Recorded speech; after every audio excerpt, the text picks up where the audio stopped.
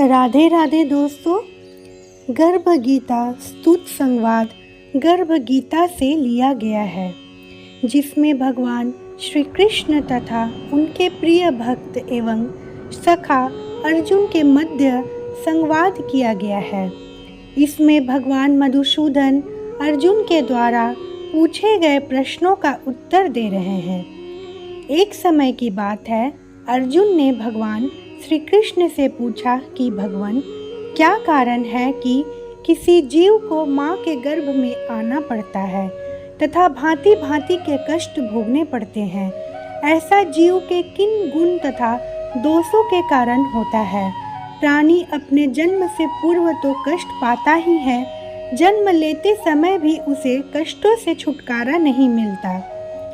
उसके बाद आजीवन मृत्यु काल तक उसे रोग, कष्ट आदि का सामना करना पड़ता है। यह सुनकर भगवान मधुसूदन मुस्कुराते हुए बोले कि हे श्रेष्ठ धनुर्धारी अर्जुन, मृत्यु लोक में जन्म लेने के पश्चात प्रत्येक जीवात्मा इस संसार की माया से प्रेरित होकर भौतिक संसाधनों के बंधनों में बंध जाती है। वह अपना मुख्य उद्देश्य, जो कि मात्र ईश्वर की प्राप्ति है, उसे भूलकर परिवार, पुत्र पुत्रियों, सगे संबंधियों आदि के मोह में फंसकर ही रह जाती है। मृत्यु पर्यंत तक इन सभी में फंसे होने के बाद जब जीव का अंतिम समय आता है, तो वह अपनी अधूरी इच्छाओं के बारे में ही सोचते हुए प्राण त्यागता है। ऐसा इस कारण होता है कि मानव जाति कभी संतुष्ट नहीं होती, उसे सदैव कुछ और ही चाहत बनी ही रहती है।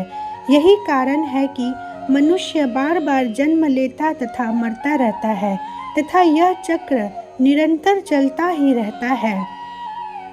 अर्जुन पूछते हैं कि हे प्रभु, इस माया से पार पाना तो बड़ा कठिन कार्य है। बड़े बड़े ऋषि मुनि भी इससे पार नहीं पा सके, तो साधारण मनुष्य की तो बात ही क्या है। काम, क्रोध, लोभ, मोह और अहंकार, ये 5 ऐसे शत्रु हैं जिनसे मानव दिन रात जूझता रहता है।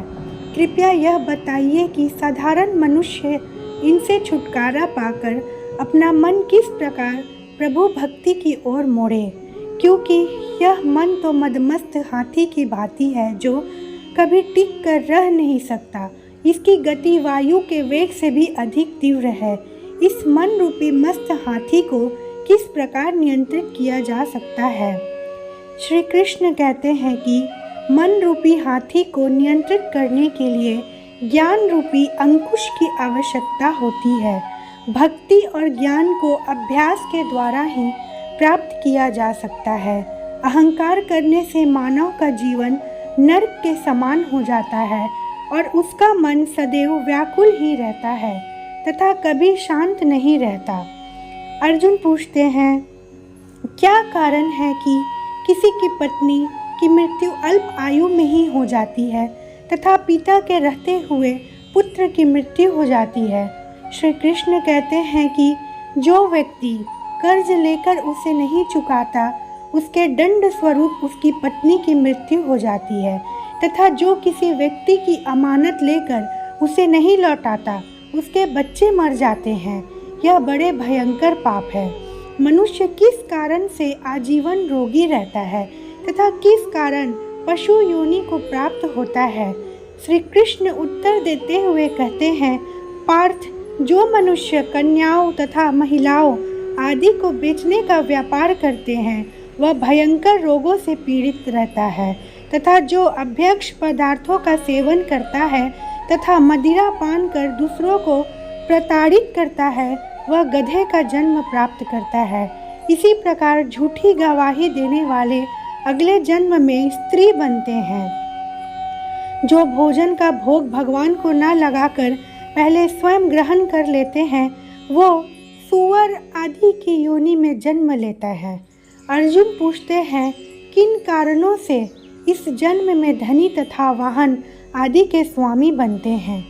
श्री कृष्ण उत्तर देते हुए बोले, जो मनुष्य उचित रीति नीति से स्वर्ण दान करते तथा कन्या दान करते हैं, वे इस जन्म में धनी हैं।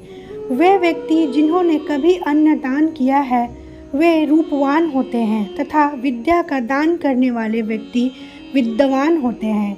इसी प्रकार संतों की सेवा करने वाले धनवान तथा पुत्रवान होते हैं। अर्जुन पूछते हैं, मनुष्य धन तथा सांसारिक मोह माया में क्यों फंसा रहता है? श्री कृष्ण कहते हैं, जब प्राणी मेरी कृपा से वंचित हो जाता है तब वह सांसारिक बंधनों के मोह से आसक्त हो जाता है।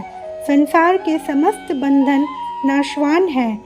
यही जानकर विवेकी जन इन बंधनों में फंसते नहीं हैं तथा दूर रहा करते हैं। वे जानते हैं कि लाभ हानि, जीवन मरण, यश अपयश तथा मान सम्मान सभी कुछ ईश्वर के अधीन है। संसार में घटने वाली प्रत्येक घटना परमात्मा की इच्छा से ही घटती है। यही कारण है कि विवेकी जन दुख चाहे कैसे भी परिस्थिति हो समान भाव से रहते हैं। जो मनुष्य इस सांसारिक बंधनों से दूर रहकर धार्मिक स्थलों में जाकर प्रेम तथा भक्ति भाव से मेरा दर्शन करता है उसका नाश नहीं होता। श्री कृष्ण अर्जुन को आगे समझाते हुए कहते हैं कि ऐसा ब्रह्मचारी तथा सन्यासी पुरुष जो सदैव ईश्वर की भक्ति तथा परोपकार में लगा हो उसे ही अपना गुरु बनाना चाहिए। गुरु के माध्यम से ही ईश्वर की प्राप्ति हो सकती है, अन्यथा नहीं। गुरु का निरादन करने वाला मनुष्य कभी ईश्वर की प्राप्ति नहीं कर सकता तथा आजीवन मृत्यु लोक से भटकता रहता है। ऐसे व्यक्ति का तो मुख भी नहीं देखना चाहिए। समस्त संसार के गुरु जगन्नाथ है, विद्या का गुरु काशी है तथा ब्राह्मण का गुरु सन्यासी है। सन्यासी उसे कहते हैं जो कि सब कुछ त्याग कर मुझ में रम गया हो तथा अपना सर्वस्व ही मुझे समर्पित कर दे। गुरु से विमुख व्यक्ति का तो भोजन भी अपवित्र होता है, उसके सभी कर्म निष्फल होते हैं। गुरु की सेवा करने वाले को सैकड़ों अश्वमेघ यज्ञों के फल की प्राप्ति होती है। अर्जुन जो भी गर्भ गीता में अंकित हम दोनों के इस संवाद को सुनता या सुनाता तथा पढ़ता है वे गर्भ के दुख से छुटकारा पा लेता है तथा नर्क की 84 योनियों के चक्र से मुक्त होकर जन्म तथा मरण से मुक्त हो जाता है। अतः प्रत्येक मनुष्य को इसे पढ़ना और सुनना चाहिए। ऐसा करने से भगवान श्री कृष्ण की अनुकंपा भक्त पर सदैव बनी रहती है तथा सभी मनोकामना पूर्ण होने के साथ साथ इस जन्म तथा पिछले जन्मों में किए गए पापों से भी छुटकारा मिलता है।